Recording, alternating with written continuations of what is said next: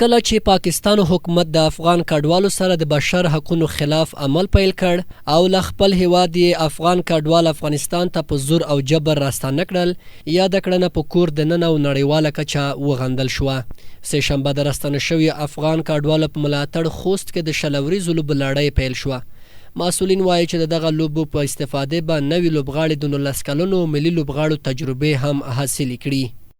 په خوست کې د بیرته راستنېدونکو افغان کډوالو په ویاړ کوم ټورنمنټ چې جوړ شوی دی په دې کې 12 لوبډلې شتون لري چې په دریو ګروپونو کې دغه یو ځای شوي دي او د نږدې 10 ورځو په دوام به دغه سیالۍ پای ته ورسیږي.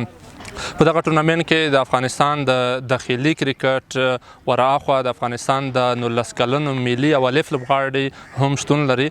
هغوی به له رخصتۍ په استفادې په دغه سیالیو کې ولوبېږي. خوست کې د کرکټ بورډ ولایتي مسؤل ویل دوی پلان لري چې په دغه ولایت کې د کرکټ نور لوبې هم جوړې کړي څو نوي لوبغاړو ته پکې چانس برابر شي.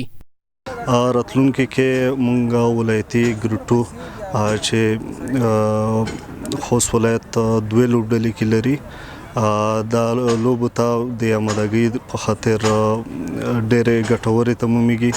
ان شاء الله نور مخکې هم ګریډ 1 او د افغانستان کرکټ ادارې چې کوم ایونټونه په لار اچولي دي د چمتووالي په خاطر دا لوبې ډېرې ګټورې دي. لوبغاړو هم له نړیوالو وغوښتل چې د راستنېدونکو افغان کډوالو ملاتړ وکړي. بالکل دا لوبې ډېرې موږ ته مهمې دي ځکه چې موږ دلته تجربې حاصلوو.